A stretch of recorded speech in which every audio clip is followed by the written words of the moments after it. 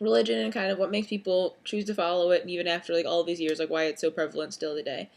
Um, so when I was starting to kind of think of topics and stuff, I really wanted something that would kind of grab people's attention and really make people think. And that's why I chose religion. I feel like religion has so many different ways to think about it and so many different interpretations, and I really wanted to focus on um, something like that where it grabs someone's attention. Um, so when I was doing my paper, or I was doing my research, excuse me, I really I started off thinking that I was going to kind of prove that the afterlife is real. And after doing a little bit of research, I kind of realized that it wasn't quite as fun. I didn't like doing the research. I didn't enjoy it as much as I wanted to, so I completely just flipped the whole idea around, actually. So in my paper, I disproved the idea of the afterlife. Because it was just more interesting to me to just see an opposite side, which I think is really important to always kind of present different viewpoints, which is exactly what I'm going to be doing today. So what you can expect for today is to kind of just see reasons why people choose to believe in the afterlife, or excuse me, and to believe in religion, um, and then why people choose not to. Kind of my overall theme for the whole thing is just it's really the individual's choice, and it really comes down to what the individual wants and what the individual feels like they get out of it. Um, so, even though I am presenting both viewpoints, it's not really trying to prove one or the other. It's really trying to prove that it's a very individualized system and a whole individualized idea, which is why it has stuck around for so long. But going into the main points, like I mentioned, starting off with kind of why people choose to believe in the after or in religion. Wow, I'm really bad at that still. Why people choose to believe in religion. This is all about religion, not the afterlife. Religion. Okay, why people choose to believe in religion. I found that out of like all the reasons that I've seen, it's mainly because it provides security and it provides a purpose for them.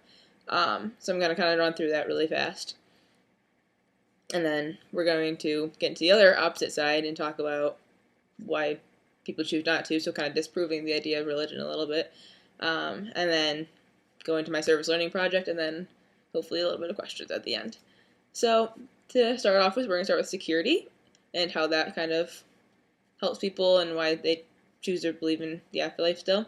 So the first thing is that it brings people, so the community, it brings people around others who believe in similar things. People like being around others who have similar ideas and who act kind of similar to them and have a similar kind of just presence, and a whole similarity is just, it really draws people together. And the one similarity might be religion. So like meeting people in church or in a synagogue or in temple or wherever it may be, um, people feel more comfortable because they know that they have at least something in common with them, and that is their religion, which a lot of times is a really big thing for people. Might be really important that someone is religious. So finding friends and finding a community and being part of a different group that believes in the same things is really, really reassuring. And additionally, being a part of this community kind of builds self-esteem a little bit. It kind of um, makes you aware that, like, oh, I do fit in somewhere. I am a good person. I do have friends, and people do like me, and people do agree with what I'm thinking and my ideas and beliefs and all of that. And it's really an important thing to have that community and to have that kind of mentality going on.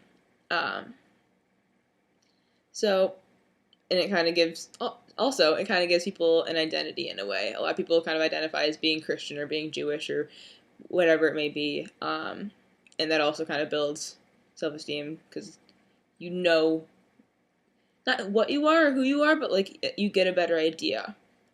You're able to kind of shape your ideals and shape yourself around that identity a little bit, and it helps people kind of feel more comfortable in their own skin and around others. And it's a really, really good thing to have. And it kind of keeps people coming back and keeps people wanting to continue to believe in this thing that's called religion. Um, Another one is that I don't have my presentation up. I really should. But this community, there are a million uncertainties. Okay. Ooh, excuse me. There are also, additionally, there are a lot of uncertainties about things, and it kind of gives you answers. That's what it was. it kind of answers questions that people might have about different things, such as like how we came to be and how what happens after we die and our loved ones die, or all of those things, and you just unanswerable questions. It kind of gives a little bit of an answer to what makes people feel better about different situations, such as death or something of that nature. Um, so just the idea that not knowing exactly what happens after we die or how exactly we got here kind of is a scary thing to some people, and having religion and believing in certain things and these stories that are told in the Bible and whatever else other biblical and religious scripts say, um, it really gives people kind of a security to know that, like, okay, this could be a possibility, this is true, I'm going to see my loved ones again later on in heaven or in another life, and it just really provides needed answers, even if it's not actually true, even if it is a made up thing, whatever someone believes, it makes people feel better, and that's the whole point of it. It gives them security that they'll be okay, that they'll see their loved ones again, that even if everything's not okay, it is going to be okay, that kind of thing. Um, Also, even if people don't fully believe in religion or believe in the stories that are told or believe in certain things, they kind of have an idea that that could be a thing. It could be a real situation, like a heaven or something of that nature, or some kind of afterlife. Just knowing that it could be real really helps people in thinking, okay, this is fine, I'll be okay, it'll be okay, and the whole grieving process becomes a lot easier. Even if you're not fully sure about it, it is still, having the possibility there is still really reassuring to a lot of people, which is what the security is. Um, Heaven is actually a really big one. Heaven and God kind of go together in this, actually, but it's really important to kind of note that, wow, it's already 7 minutes, jeez. Um, Crap. So believe, so believing in heaven and God and all of that, kind of remind people that it'll be okay if they're going through a hard time or they're really struggling financial whatever's, or they're having whatever it may be. If they're going through any kind of rough patch in their life, it's kind of a constant reminder, like, oh, God will be there for me. God will protect me. He knows what He's doing. He has a plan for me. It's okay. And then additionally, heaven. So just knowing, like, okay, if I just keep sticking to these things, if I keep doing good, if I continue to be a good person, X, Y, and Z, then I will be able to get into heaven. I'll spend eternity with God in loving arms and everything. It'll be so great. So having heaven and God and stuff there is really a reassuring thing for people. And then, the contrary, it sounds really bad almost, actually, but hell is actually almost a good thing, too. It kind of acts as a eternal jail in a way. People feel comforted by knowing that people who do bad things are not going to be rewarded, and they're not going to be with people who do good things. So feeling separated from people who have done the bad things really actually kind of helps people in feeling secure and saying, like, okay, I'll be safe, I'll be fine. I'm not going to be around these bad people anymore after a certain point. So it is actually a really reassuring thing to have hell, and knowing that, like, okay, if I do these certain things, I'll be good too. I won't be there. Um, and it is a very secure thing. So these are just a few pictures. If I were to have my Prezi up, there's a quote on one of them that I would read. And then moving on to purpose. This is not as big of a topic as security. Security is kind of the big one that I found. But purpose is also one of the bigger ones. It kind of gives people something to strive for. It gives them a lifelong goal, and like you mentioned, community goal as well. It gives people kind of like almost not like a roadmap, but almost like a roadmap to kind of something to follow. They need to, always in the back of their mind, they'll always be thinking, okay, I need to do this, this, and this, and this, and I need to be a good person. I need to help. I need to, whatever it may be. It's always kind of in the back of their mind. I have like a goal to reach, and that is nirvana or heaven or some kind of afterlife-y thing, some kind of goal. I want to be the best Christian I can be. I want to be the best Jew I can be. That kind of situation. So it is a goal trying to reach, a goal you're trying to reach for your whole life, and that is good. People like having goals. They like feeling that they accomplish something. It makes them feel good about themselves. And then, like I said, community goal. So they're able to kind of help other people, help your peers and your friends, and kind of lift them up as well. And helping other people makes you feel good. So it is, you feel like you have like a higher purpose when you're able to help other people. You're like, yeah, I did that. I did good. Like, that was awesome of me. So it is almost like a confidence boost when you're helping others, and that's a community aspect. Um, and then I have on my slide, I have, it gives you someone to live for, and I'm talking about God there. But I don't like the way that's worded. I couldn't really think of a different wording for it, but it really, people like knowing that they're not disappointing anyone. They like knowing that they're doing good for someone, and God is that person. They know that if they're doing something good, if they're following Him, it's like a good thing, and they're doing that really well and to the best of their ability, and it makes them feel good about themselves. So that's really important. So like I mentioned before, I think I was like right on time, perfect. So like I mentioned before, I really like presenting different viewpoints of things. I think it's really important to kind of view both sides, and that's something I definitely have learned from Flex, is that it's not okay to just take one side of things a lot of the time. So this is kind of almost a counter argument to those things, and it's almost disproving religion. So I'm gonna pose a question really fast. You guys don't have to answer. But how many of you guys would consider yourself to be like religious or spiritual in any kind of way? Like I said, you don't have to answer. It makes you uncomfortable or anything.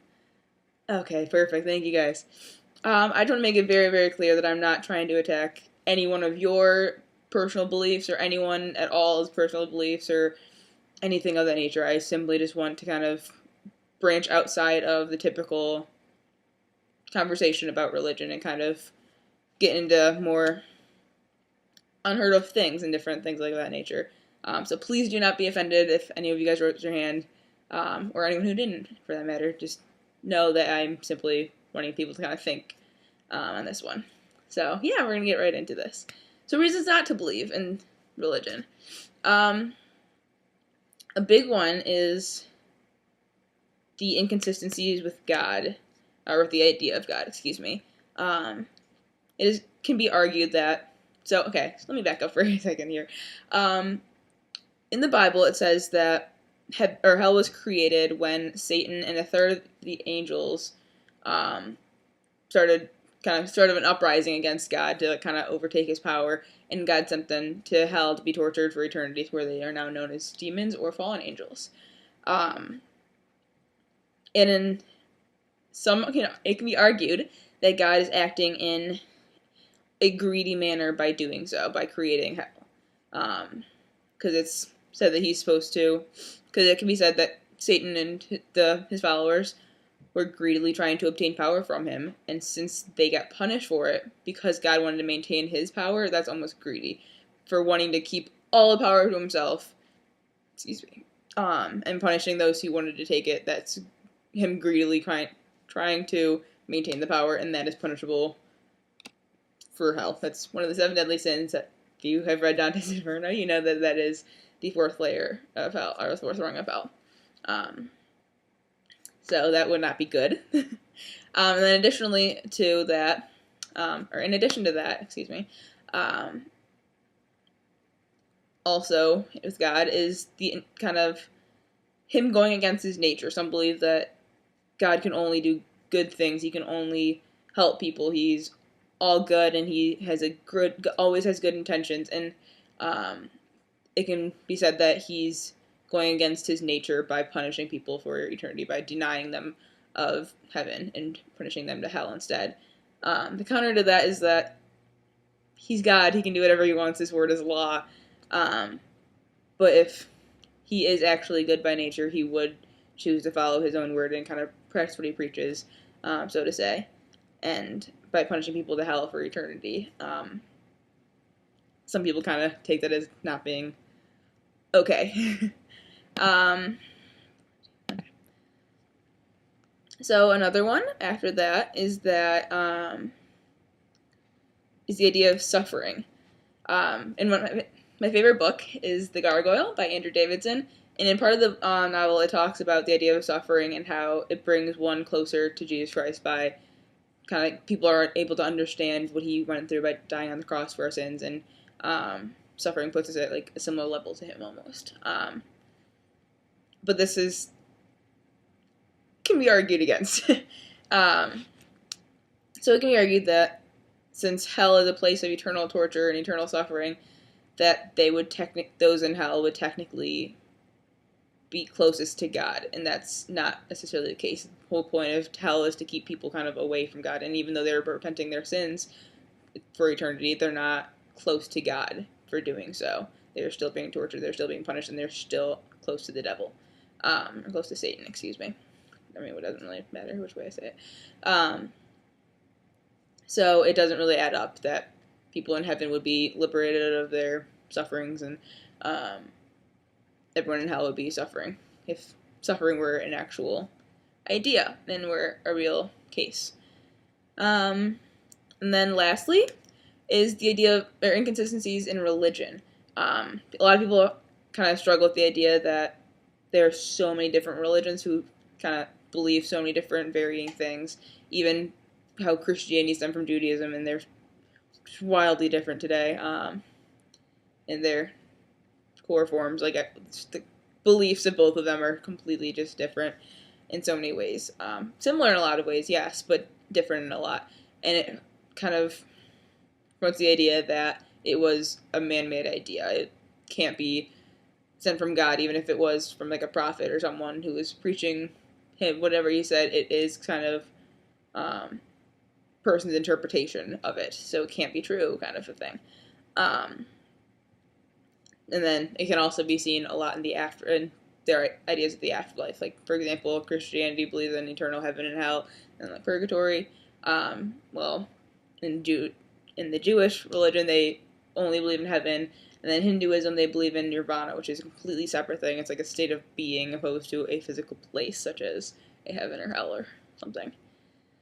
So yeah, so that's that. Okay. So my service learning. This is really exciting.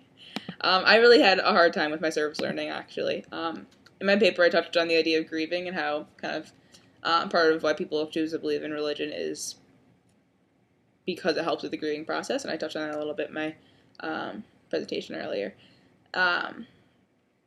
But I really wanted to do something with like a grieving counseling or something around that lines, like helping with grief counseling, basically. I called the hospice center at Beaumont and had like a year's worth of experience, and that was crazy.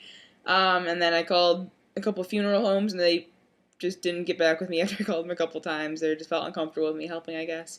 A couple ladies on the phone I talked to really just didn't like the idea of it. They're like, oh, okay, like I guess we'll talk to this person, like we can call you back, and then just never did.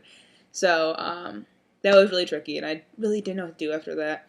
My friend Emily Weiss, actually, I was talking to her about it, suggested that I do like a Day of the Dead party to kind of highlight what people in the Mexican culture do to celebrate, to kind of show how afterlife works and stuff, because my whole paper was about afterlife opposed to religion, like this presentation is. And they celebrate the idea of death, so they have like parties and flowers and sleep at the funeral, like at graves and everything of their loved ones, and it's like a big celebration. So thought it'd be kind of cool to teach people about that whole tradition and that whole culture. Then I kind of decided that I was just going to call a church and see what I could do to help them, and because I really wanted to, for my presentation, I did want to kind of be like, oh, it's an individual choice, I just, whatever makes people happy. And that's exactly what I wanted to do. So if I could help in any way, really, with any kind of religious organization, I really wanted to do that. And I actually went to preschool at a church called North Hills Church. It's on Big Beaver. I lied to you. It's on Adams, like right by Big Beaver, between Big Beaver and Waddles, actually. So I called them up, and they already actually had a couple outreach projects that I could get involved in. So I was like really excited about that. Called them a few times and got it worked out. So we're getting stuff together with that. But yeah, so in conclusion, religion is really a personal thing, and it's really just kind of what makes the individual happy. So believing in it for terms of security or for terms of purpose, or not believing it at all because you're fine with everything being okay on its own, it's all up to the individual, and I think that's really important. That's exactly really what I wanted you to get out of this presentation, is that the security aspects, the purpose aspects, and all of that is just whatever makes people most secure, and what makes people most purposeful, and what makes people have that self-esteem that religion can bring. And then, like I said, just disproving it and stuff, and people, whoever follows those ideas and who can't really wrap their mind around the whole thing, it really is okay for them to, as long as they have something that works for them that can bring them that security that religion can do for people. So yeah, that's kind of all I have for you today. Again, thank you guys so much for coming. I really appreciate it. Even if you remember the other two presentations that were earlier, they did a great job, obviously, but thank you guys still for staying around for me. So yeah, if you have any questions, I'd be love to answer them. I don't know if I can do them right now, but after the presentation during break, I will most certainly answer any of them that you guys have. Thank you guys. Have a good day.